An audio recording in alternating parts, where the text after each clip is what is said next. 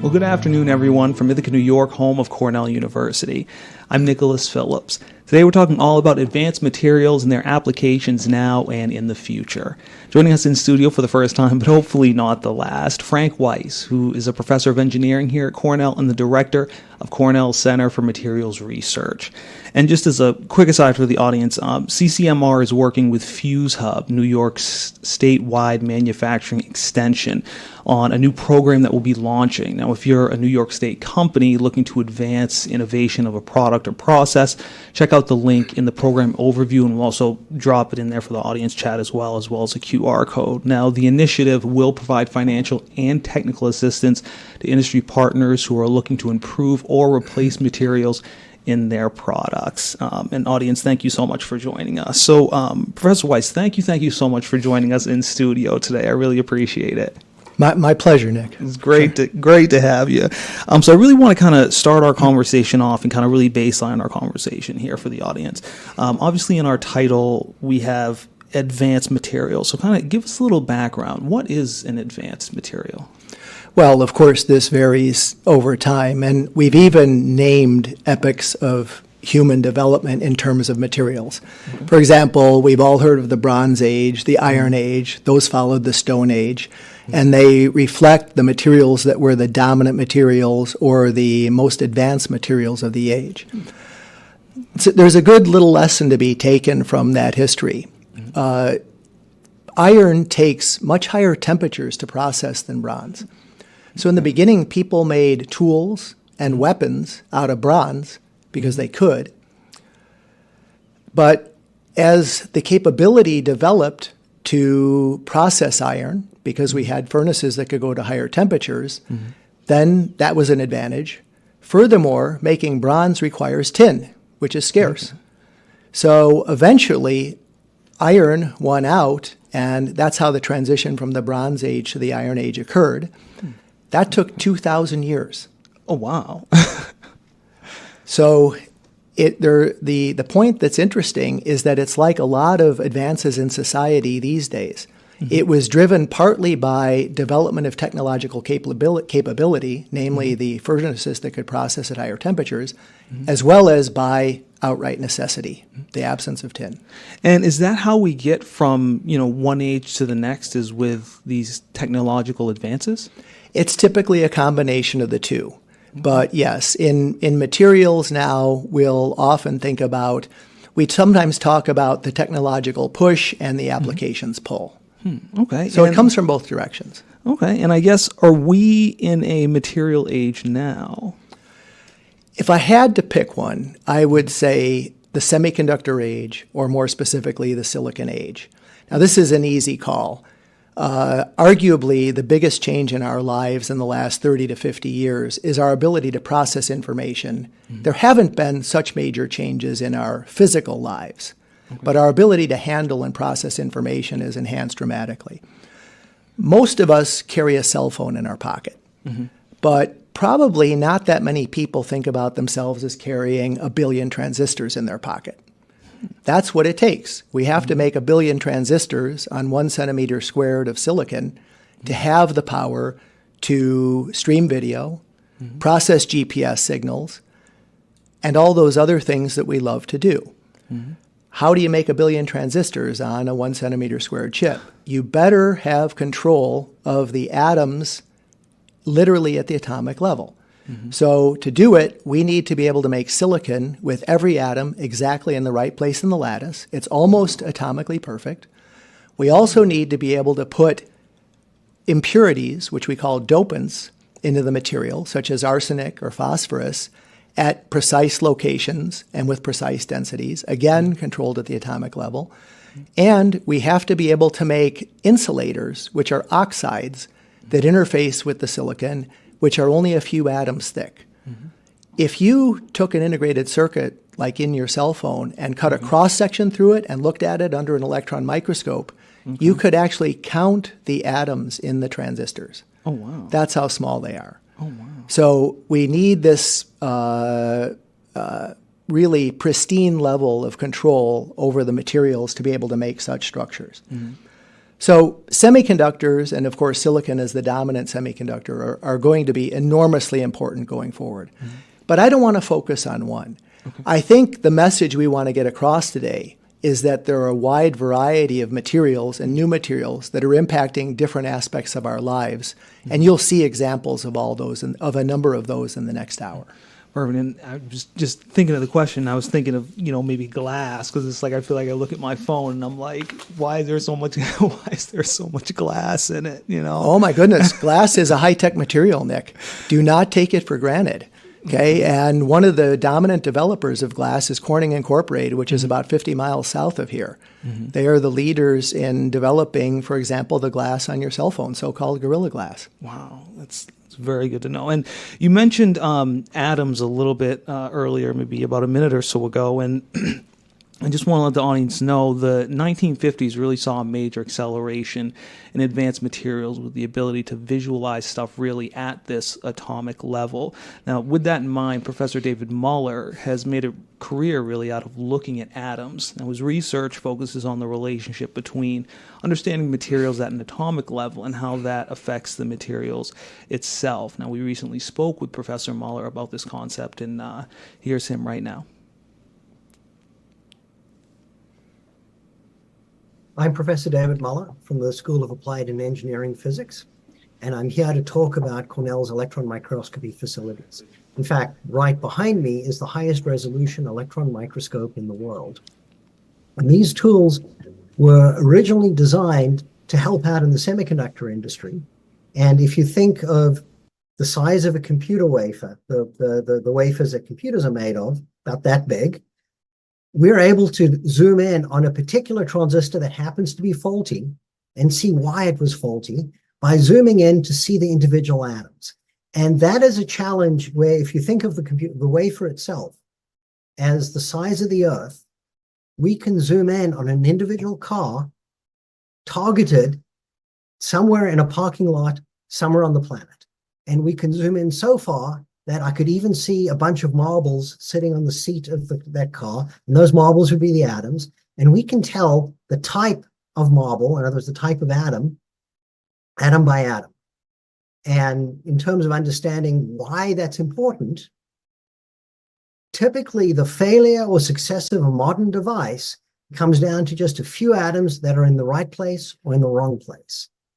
We're able to apply these methods not just to the semiconductor industry, but to where the lithium ions are in lithium ion batteries, and in structural materials, where you take two materials and you join them together. The grain boundary that holds these separate grains together is usually just a few atoms wide, and we can tell whether there are impurity atoms of that grain that are going to make it strong or whether they're going to make it weak. We've been able to study in fuel cell electric vehicles the corrosion of the catalysts and the supports that they're on. The techniques that we have developed to do this are things that ultimately end up in industry as standard tools, but it usually takes 5 to 10 years to get these techniques out into industry. And in the meantime, the technique is available here at Cornell, and companies can access the facilities like this one at Cornell and CCMR and get technology that's 10 years ahead of what they would have had otherwise had they attempted to buy it from a commercial vendor.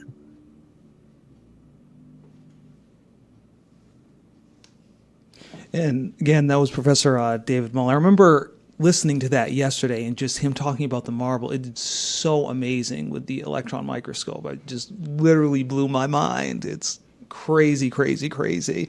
And now that we kind of understand at an atomic level how things kind of function and how these materials will react, how does this translate into the concept of kind of material development? So when we're kind of developing some of these advanced materials. Well, I'll answer that, but if you don't mind, I'd like to interject a little bit of explanation about how electron microscopes and X-ray diffraction work. Please. Professor Muller, motivated us with the amazing capabilities, but I'll say a little bit of how it can work, because obviously we're dealing with the science of the very small here. We have to be able to make and then look at materials. Mm-hmm. Electrons and X-rays are both actually waves, and we can understand what happens when a wave scatters, it's called, off some material by an analogy I'll give. Imagine a car is driving toward you with its headlights on and it's foggy. Then you know you don't see two neat beams. You see light scattered all over the place. Okay? Now, if you tell me the drops of water in the air, I'll tell you I can calculate that pattern. Even though it's complicated, I can do that. That means that if I see that pattern, I can work backwards and tell you the material that produced it. Oh, wow. And that's basically how electron microscopes and X-ray diffraction experiments work. We can look at the diffracted pattern, we can detect electrons or X-rays that have gone through a sample, and then work backwards to figure out the material structure that created it. So they both work because the wavelengths of an electron or of an X-ray, which is light, electromagnetic wave, are comparable to the features in the material. You need something with a small wavelength, and that actually determines the resolution. Now, you could ask, well, when do you use electrons? When do you use X-rays? Electrons have better resolution. So this is why Professor Muller can see things at the atoms and actually see the atoms moving. But it's difficult to get electrons to go far through a material. So if you want to see deeper in the material, you use X-rays. You can see a bigger structure, you can learn more about the volume, but you sacrifice a little bit of resolution. So that's typically the trade-off. Now, I also want to mention electron microscopes aren't just for the hard materials that Professor Muller gave examples about. They can be used for soft materials, biological materials. So typically, and by the way, the same is true for X-rays. Typically, we do what's called cryo-electron microscopy, where a sample is frozen, and that allows us to actually make 3D images of individual proteins. Oh, wow. And as you can imagine, this is enormously valuable to biologists who learn how these proteins go together to make biological functions. So electron microscopy has a very wide reach now. It's just not in hard condensed matter science anymore. So that's where we're kind of going backwards. That's the diagnostic. That's what you do to look at your material, but you have to be able to make your material. Likewise, we actually can grow material almost atom by atom now. And the simplest way to think about it, as one example, is imagine you have a surface that's perfectly flat, made of atoms, like a silicon wafer. We can deposit atoms on that surface. They'll bounce around, rattle around, and eventually come to an equilibrium where they make a new layer of that atomic lattice. So we grow structures atom by atom to make perfect atomic lattices. And as we do it, we can change the materials. So we can make a layer of silicon, a layer of a different material, etc. Oh, and I'm assuming the electron microscope helps with that process. The electron microscope is the first thing you do to take a look at what you've grown, to see if you've gotten there. Exactly. That is yes. so You have to have so the capability amazing. for the growth, and then you have to have the diagnostic to be able to look at what you've grown at the very beginning. That's so amazing. I can only imagine what pictures we could get of the different atoms. But now that, we have this kind of understanding of materials really at the atomic level using the micrometer, how does this translate really into this concept of, material development? And I know you touched on this just a second ago, stacking the different lattices on top of each other, but really, how does this translate into the concept of, material development? And I think we have a nice visual to kind of show people that as well. Yeah, so let's zoom out. The big change in the recent past as a result of scientific research is we no longer rely on materials found in nature. We now can identify materials that we would like to make for desirable properties, and whether they exist or not, we can try to synthesize them. So we have materials that are either synthesized better versions of what occurs in nature, or even things that have never occurred in nature, entirely made by people. Wow, that's amazing. So here's the process that describes how you go about it. The good news is we can do it and make new materials. The bad news, if you want to call it that, is that it takes a lot of expertise, okay, and a lot of work. Okay. So we start in the upper left corner of this diagram with the desired properties. Let's say we want something that's a good electrical conductor or a good emitter of light, whatever it is. We choose the property that we're engineering for. So then we typically have theorists who know how to calculate materials that identify candidate materials and then calculate their properties. So that's the first step. Theorists do what are called first principles calculations, the most basic science, to see if a material and identify materials that could be good. Typically, they have a lot of failures. But then when they find some good ones, people who are experts in the synthesis try to grow them. That's a scientific challenge in its own right.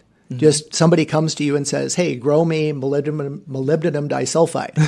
And then you figure out, okay, there's work to be done there. Okay? So people work on the synthesis. And as we said a moment ago, after they've synthesized the material, you're not sure of what you have right away. So you put it in an electron microscope, you do X-ray diffraction from it, you measure everything you can about it to try to determine if you even have what you intended to grow. Now, that's hard. Sometimes that fails, and then you go back in a little feedback loop to the material synthesis and try again. Once you get something that's a material you like, you start measuring its properties. And if you're lucky and you get the desired properties, and which typically happens after a few iterations of this loop, then you go on to applications, and that would be already a major success. More typically, you measure the properties and you have partial success, partial failure. So you go all the way back to the beginning. And you take those results, and then that informs the next theory step. And so you see how this is one big feedback loop. And typically it takes many times around this loop to get a material that's actually in an application that society can use. That's amazing. And, now that we're thinking about this, how has this process, changed or evolved, obviously, with the development of new and more advanced materials? This process in that level of detail has existed for probably 10 or 15 years. So this, as I said, this requires a lot of expertise. You need theorists, you need material growers, you need material characterizers, you need people who know the applications. And so this is really multidisciplinary science. There's no way an individual scientist or an individual research group could do this on their own. It really requires a team to develop new materials. And I'm assuming it, like you mentioned before, it never works on the first try, I'm assuming. Absolutely. That's almost always correct. Yes, exactly. Very so. And this is really kind of a two-part question now that we're kind of thinking about the feedback loops and everything. What are some of the possibilities that open up for us regarding kind of manipulating existing materials and developing new materials altogether? I think you mentioned it before, like, synthesizing new materials based off old materials. Sure. So this is as broad as you can think. I mean, every aspect of society pretty much is affected by new materials. I'll give a handful of examples, and I think these are things that our audience will say, oh, yeah, of course, but they may not have thought about it. Structural materials. We always need better materials for vehicles, cars, airplanes, etc. What do we want there? Stronger materials, lighter materials, last longer, for example. So, for example, airplane bodies, all those features are desired. Maybe a little more technical, the turbine blades in aircraft engines undergo enormous stress on takeoff. So those are alloy materials that have to be developed. So those are examples of structural materials. You will hear from Professor Coates in a few minutes about plastics, so I won't say much more about that, but obviously we have plastics everywhere in our lives. There are materials that are called catalysts to enhance chemical reactions. These are enormously important in industrial processes where we rely on chemical reactions to make new materials for us, typically. And these are often nanoscale materials because it turns out that nanoscale enhances surface area, which tends to enhance chemical reactions. People are working on materials that will convert heat to electricity. And you could see how that could be very useful. You might be able to put such a material in the engine compartment of a car where there's a lot of heat and convert that to electrical power. So as just one example, we need materials that control light. We, for example, want to have strong absorption of light in solar cells. We want bright emission of light in lighting, in displays, etc. We need light emitters for optical communications. Much of our information on the internet, for example, is transmitted over optical fibers in the form of light. We need materials that are magnetic materials for storing information. Information is most densely stored in small magnetic domains on materials that are designed to have their magnetic properties manipulated. And then one more example, we often need materials that are biocompatible. So you see how wide the range is of materials that impact different aspects of our life. Better versions of existing materials or existing functions are always being developed. And I figured I'd give you a couple examples. Perfect. These both involve quantum mechanics. It just happens to be the case. An interesting example comes from the area of displays. That's a many billion-dollar market, of course. Now, if you need something that emits light, historically, what you did is go look in nature, and if you wanted a certain wavelength of light or color of light, like let's say yellow, you looked at the materials that could do that, and you got what nature gave you. And if it didn't provide what you needed, too bad. Okay? You're out of luck. Okay? Now, we've learned to make quantum structures where we can make a piece of material that's only about 100 to 500 atoms, let's say 500 to 1,000 atoms maybe. We can make these reproducibly. Such a material is called a quantum dot. And in such a material, the electron energy levels are determined by the size of the dot. That means if we make a bigger dot, we get a different color. So we're not limited to what nature gives us anymore. We can engineer materials to get whatever color, in this case, that we want. And it turns out the quantum dots are very bright emitters. So quantum dots are actually supplanting existing displays. They're already in our televisions. And we'll be seeing them coming in our watches and our tablets in the future. So that's something that's already commercially viable at some level and is beginning to have impact on our lives. Now, I want to go to something a little more speculative. We all know that we need secure communication, right? We always hear about hackers. We're always worried about our data being compromised, whether it's personal or whether it's for our company or our business or whether it's for national security. We need secure information. Researchers are working on ways to actually store and process information in quantum mechanical states of matter. Now, if they can do this, and this has not been done on any relevant, useful scale yet, if they can do this, it'll make it much, much harder for people to steal your information. And very importantly, if they do try to steal it, you'll know. Quantum mechanics can tell you somebody tried to intercept your information. So you'll always know. Nobody could do it in a stealth way. So if we're going to do this, we need materials that can support these special quantum states of matter. I'll say the word. It's advanced, entangled states, they're called. A couple example materials that are being considered for these are superconductors. As the name suggests, they're materials that conduct electricity with almost no resistance. It turns out they're good candidate materials for quantum information processing.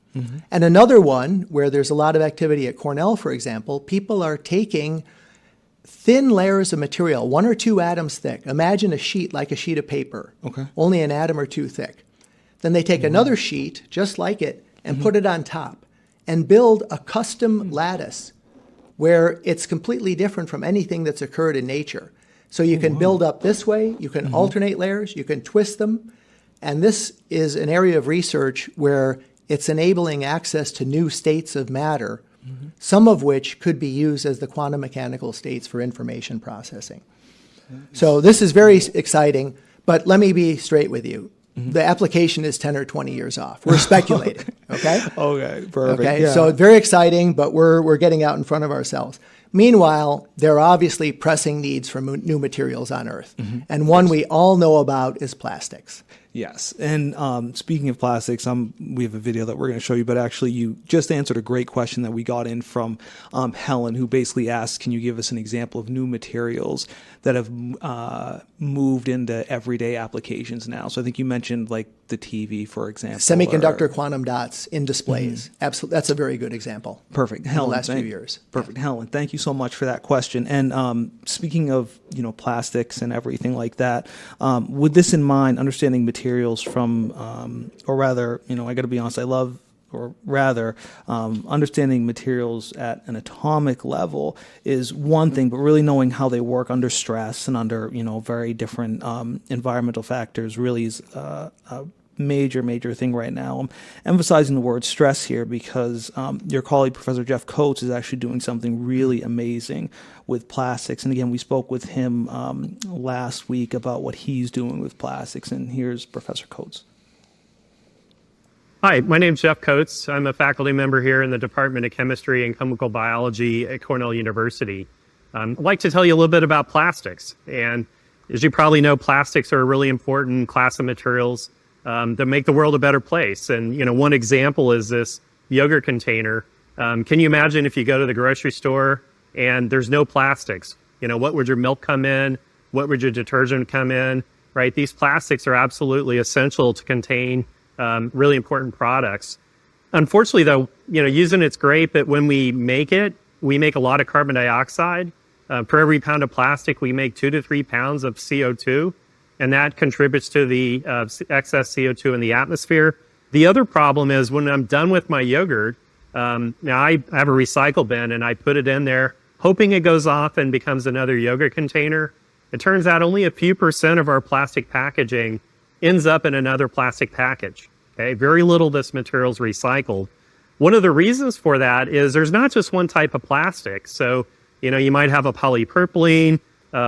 Here's a bottle made out of polyethylene terephthalate. It's got a polyethylene cap. And unfortunately, if you just take all these plastics and mix them together and try to make something new out of it, it has really poor mechanical properties. And so as you can see here, if you take a test specimen and pull on it, it breaks really easily. So that would be the equivalent of, your milk jug and you set it down in your shopping cart and it breaks and milk goes everywhere. Nobody wants a material like that.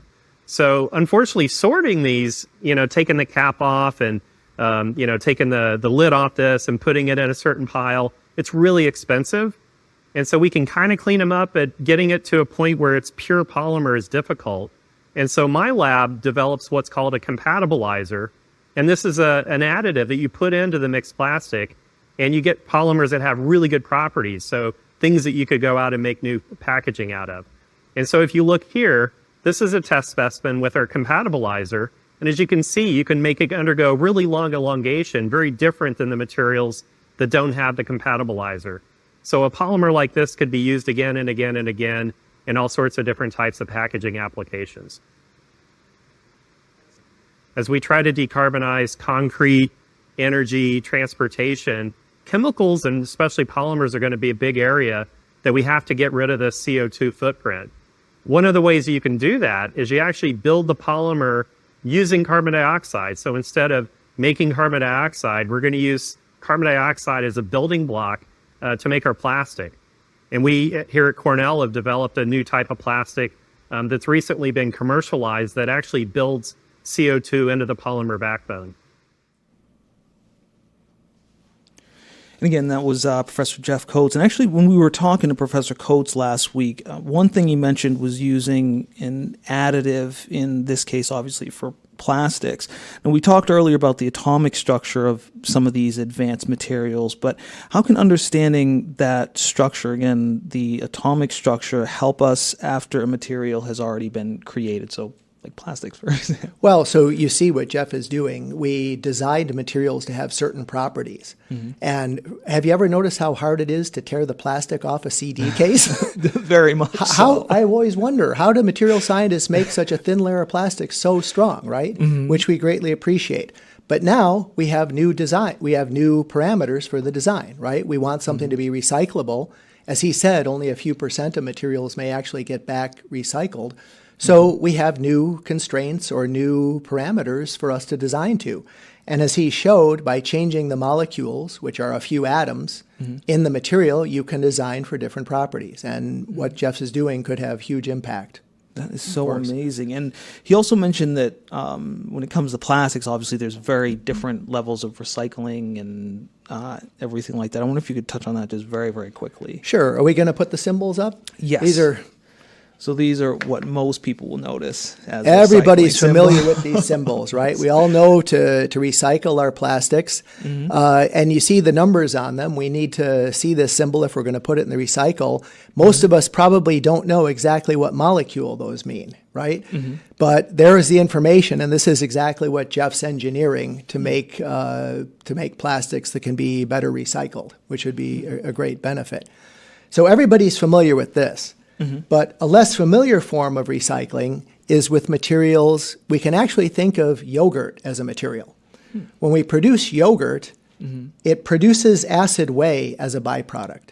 Now, acid whey is not a very good material. It's hard to dispose of.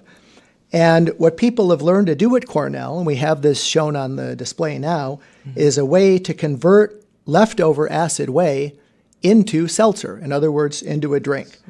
So this is a very different type of recycling that's being done. And I suppose most of our audience probably has not thought of yogurt as a material, as an advanced material, or acid whey for that matter. I'm sure they have. And it was one thing I was blown away when I read this article. I was like, really? Acid whey is one of those recyclable materials? But it really is amazing. And, now that we're, thinking about that, what are some other examples of materials that, kind of can be converted? Obviously not, biomaterials like this, but maybe more, construction materials or something like that. Well, even more broadly, you're right. Advanced materials includes often the materials we think about first, namely cement, steel, etc. Right?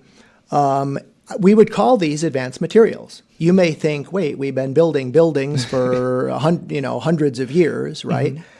But the materials are always under development for better properties, and in particular, recently, people have come to appreciate the environmental impact of manufacturing concrete.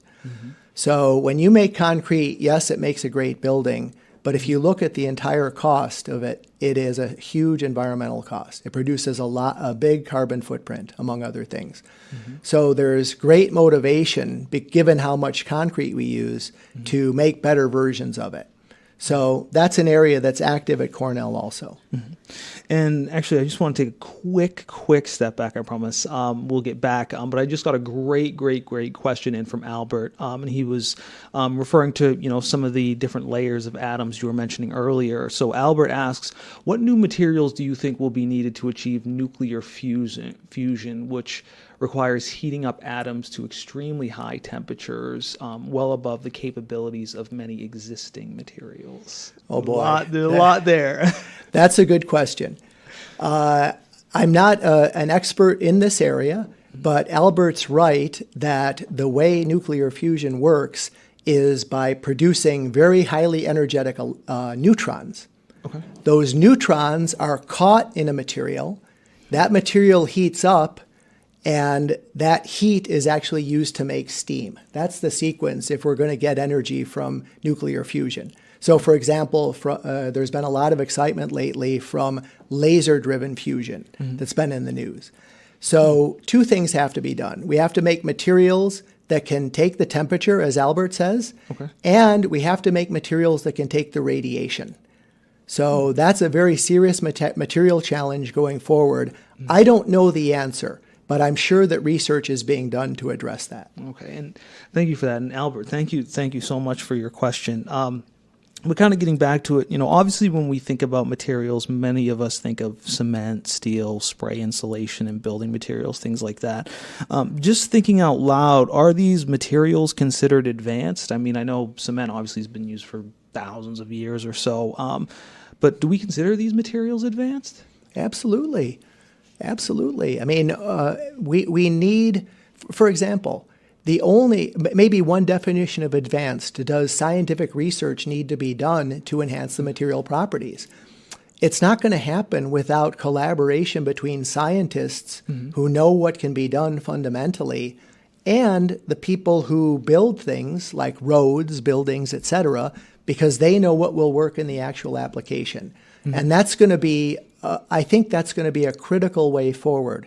There will be collaborations of academics who understand the basic science the best, and industry people who understand what will actually work in the real world. It's going to have to be a tightly coupled combination of those two. Perfect. And, now that we're thinking about, cement and construction material, I got to be honest, I love seeing those videos of kind of 3D printing concrete and cement. And I know we do it here at Cornell, like you just mentioned. We recently spoke with Professor Nair in her lab discussing kind of 3D printing concrete. And I remember mentioning something like, concrete is the most widely used advanced material, and 3D printing really could help us save on emissions, like you mentioned a second ago. But let's hear from Professor Nair regarding what her work is involving. Hi, my name is Sri Ramya Nair. I'm an assistant professor in the Civil Engineering Department at Cornell University. Today, we are in the Beauvais complex where we study structural materials. Concrete is a widely used, affordable infrastructure material. It's used for infrastructure projects such as buildings, dams, bridges, roads. It's all over, everywhere you look around, there's going to be concrete somewhere close to you. To put that in numbers, we use about 30 billion tons of concrete annually worldwide. That's a lot of material that we're using. And by 2060, it's projected that our materials needs for infrastructure are going to double. Concrete is a very complex composite. In its simplest form, it's made of cement, sand, rocks, and water. When cement reacts with water, it's a chemical reaction that happens, and it's the precipitation of the hydration products that lead to a very strong material. Unfortunately, production of Portland cement is associated with greenhouse gas emissions. So 1 ton of production of Portland cement leads to 0.9 tons of CO2. Overall, this adds up to about 8% of CO2 emissions from the cement and concrete industry. Given the large quantity of materials that are needed for infrastructure and the associated greenhouse gas emissions, there's a technological transformation that is happening in the cement and concrete industry. In my group, to reduce emissions, we are replacing Portland cement either partially or completely with waste materials such as mining tailings that are widely available all over the world. Landfills typically, which have these mining tailings, have a large variability in the chemical composition of the materials, which we are actively investigating. What you see behind me is a robotic arm that's attached to a mortar printing head. Mortar, which is concrete without the large rocks, gets pumped into the black holes that you see over there attached to the blue box, and then at the nozzle is where your material gets extruded. And once the material gets extruded, you can make any shape imaginable and place your layers on top of each other. We study concrete at multiple length scales to fundamentally understand the reaction mechanisms and understand the performance of the synthesized reaction products. We envision the use of 3D printing as a path forward to reduce the overall amount of material that is needed in a structure. As we attempt to make concrete greener, it is essential to remember the importance of the long-term performance, the durability of concrete. If you can make the structure last longer, then that's the best path forward for a sustainable future. And actually, speaking along this line of sustainable future, and what Professor Nair is doing there is amazing. I do have to say, I wish she was building something when I was there, when we were there getting B-roll, but alas, I'll have to go back. But I just got a great audience question. They asked, what needs to be done either outside of Cornell or inside Cornell to make a more dramatic shift towards worldwide industrial sustainability, and essentially how do advanced materials factor into this? Oh, I would say it's very close to what I said a moment ago. Anytime it's an application that existed for a long time, there will have to be tight interaction, collaborative teams of the scientists who know the fundamentals that will allow you to, number one, determine what's possible physically, and number two, help you design and make and characterize materials that can do that as best as possible. They will have to work closely with people who put the concrete on the road, for example. Okay. Because if you don't have that, what you find is a disjoint interaction, and both sides are frustrated with the other. So this is why this type of science research and engineering research is encouraging very close collaborations from the most, and by the way, think about this. This is going all the way from the atoms, ultimately, to material that might be on the road. And doing all of that takes a very tightly integrated team. I think that's what's going to be required, and I think this is appreciated by our funding agencies, for example. And, thinking about that, that really nice collaboration between, like you said, the scientist and the construction worker who's putting it actually on the road.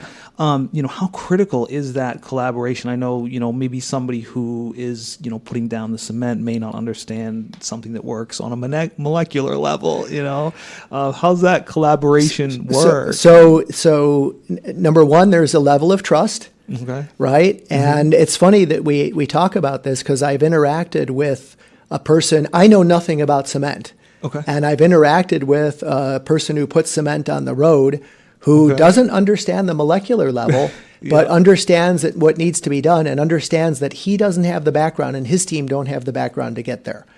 So you rely on this is what collaborative research is all about. You rely on each person in the team to bring their expertise, and there's a level of trust. But you work together, you learn from each other, and you check each other and you guide each other.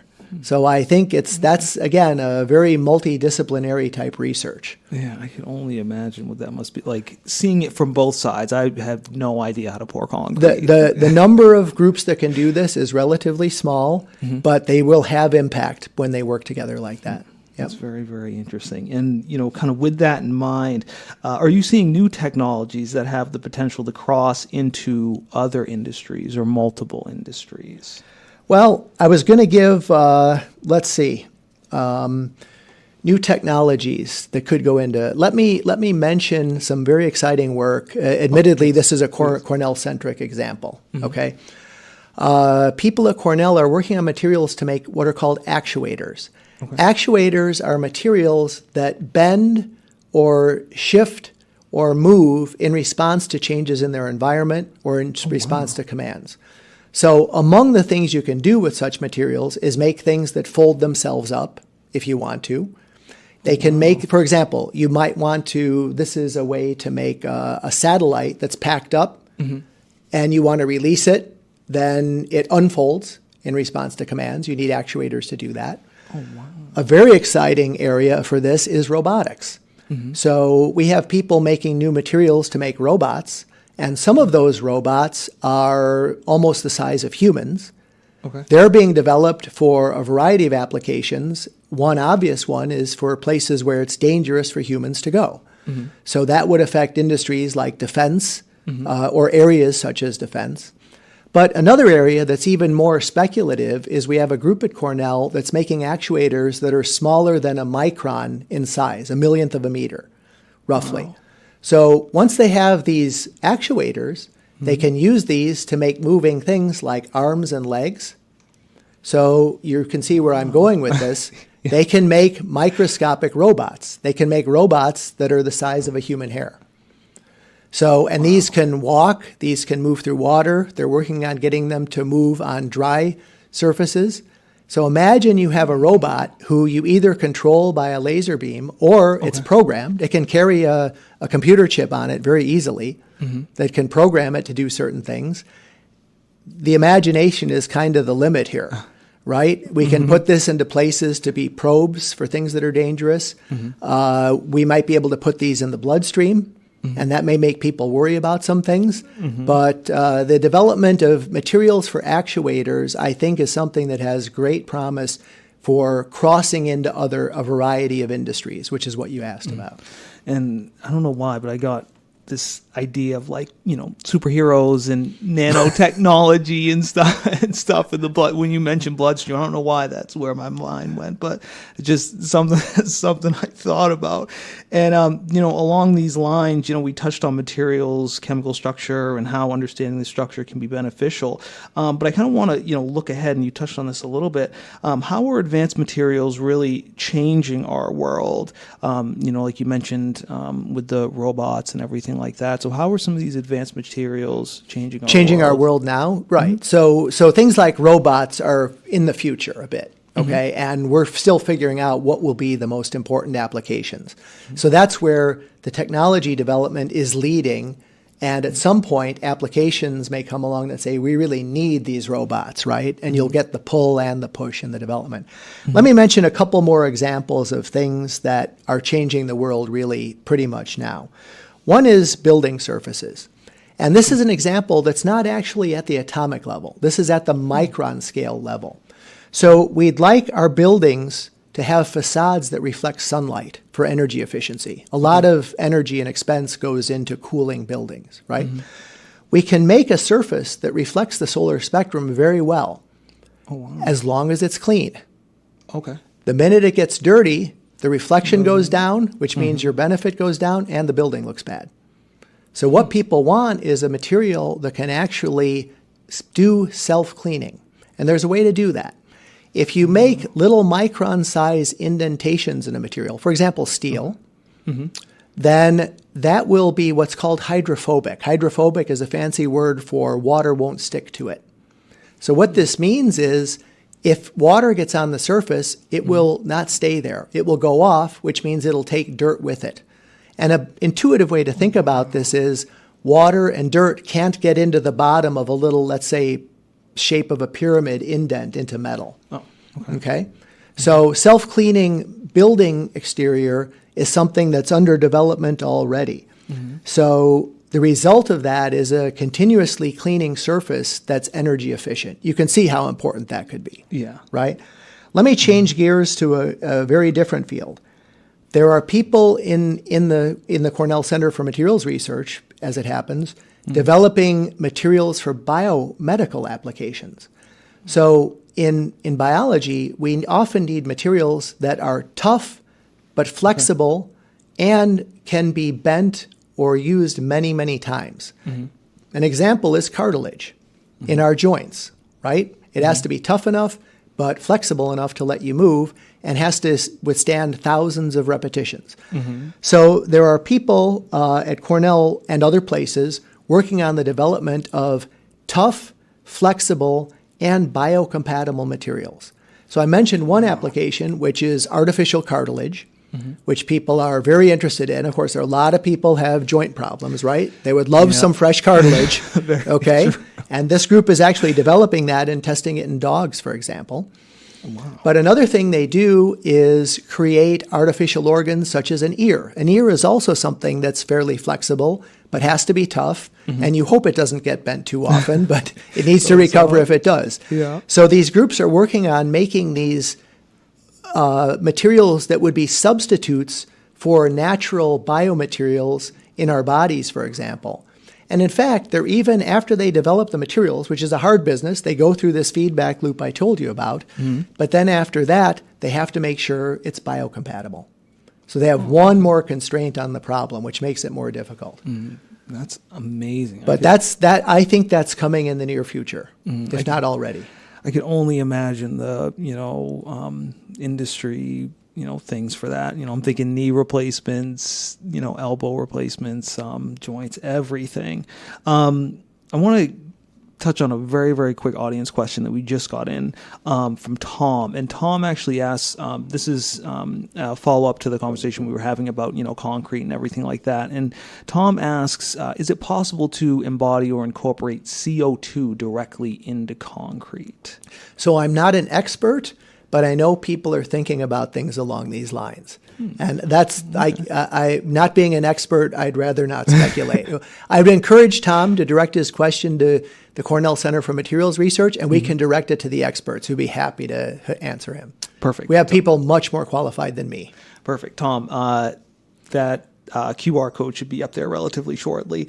And I just very quickly kind of want to touch on the partnership between y'all at CCMR and Fuse Hub for the New York-based companies in our audience. What is this new program? Kind of how did it come about? So we have a good relationship with Fuse Hub, which is the manufacturing extension partnership for New York State.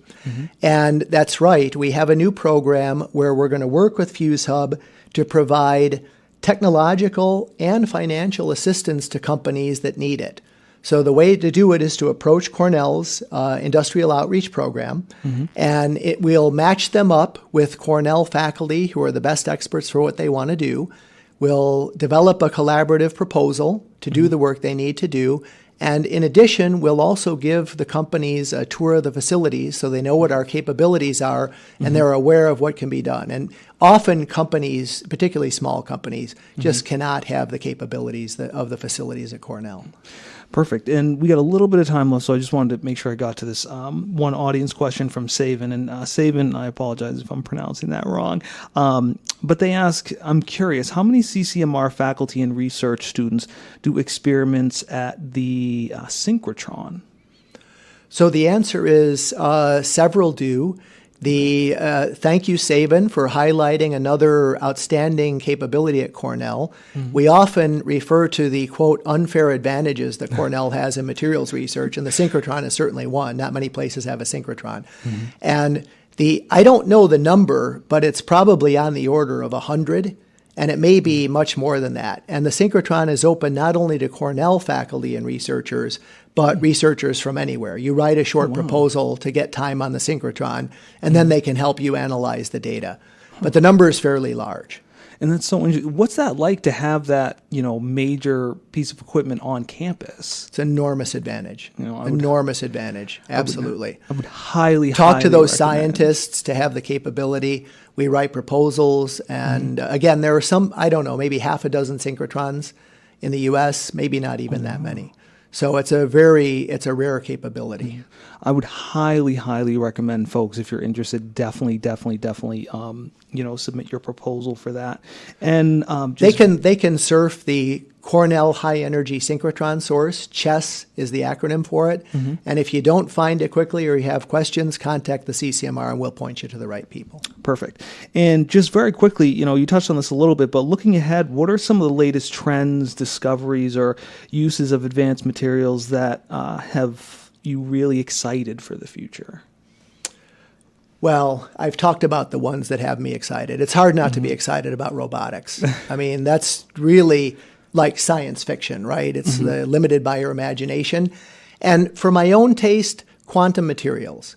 This is so new that people aren't even sure how it's going to play out, not even sure how it's really going to work, but it drives a lot of research on new material properties. So I really like the interplay of the potential application and the material needs, even though those are going to be evolving and feeding back on each other as we go. So somewhat speculative for sure, but you asked me what I'm excited about. Yeah, no, that's perfect.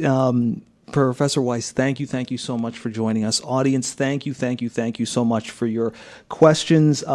Again, just as a quick reminder, if you're a part of a New York State-based company looking to advance innovation of a product, we'll share that link to the initiative again one more time, and then you'll also see it in the QR code on your screen there. And also, if you're watching the recording, those links are also in the registration page as well. And then just one quick last thing, we want to know how we did. Let us know. Give us a little bit of feedback. It's very important. But again, audience, thank you so much for staying with us. Professor Weiss, thank you so much for joining with us. Have a great day and stay safe out there. Thank you.